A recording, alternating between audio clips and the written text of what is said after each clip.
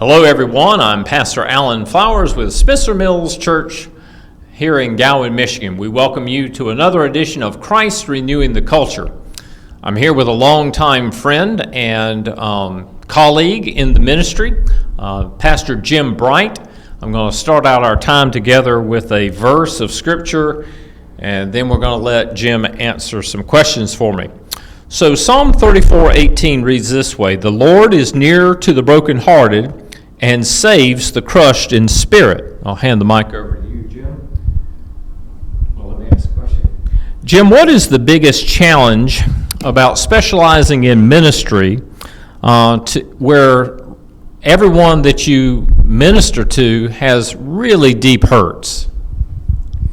Well, I think first, God's prepared me for the work that I do. I work with men who are broken and with youth who are broken. And I think the biggest challenge is getting someone to understand that I understand where they're at. When you can identify with a person, when they understand that you've been where they're at, you've walked in their shoes, that gives you permission and it gives you authority to speak with that person. But ultimately, it's God that does it.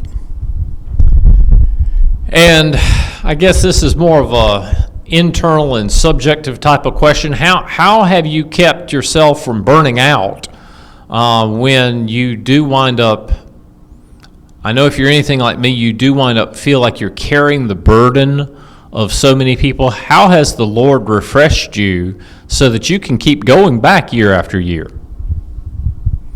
Well, when this all started, Alan, with my ministry, I was very involved with Promise Keepers back in the day. And I got my son involved with it also. And one of the things that, when I get to the point where I just feel like I'm wandering, I need to go to a conference, I need to get around other Christian men, I need to get involved in more Bible study.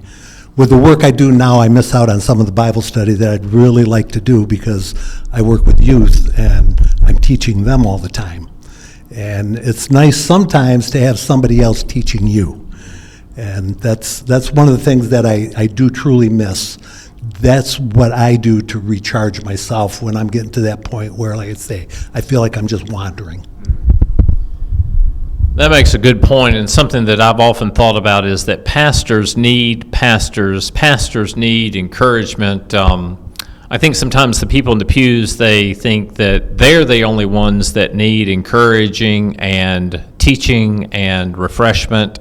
But my encouragement to you who are church-going folks is to make a point to encourage your pastor and your teachers so that they can continue to bless you. So one last verse, and I guess one last question. This one comes from Luke 5:31. Jesus answered them, "Those who are well have no need of a physician, but those who are sick." Jim, I want you to talk to the person who's out there watching this video, who's thinking to themselves, I've got a hurt, I've got a past, I've got dark things in my past. Is there restoration for me? And is church a place for me? First, if there was not restoration, I would not be sitting here with you.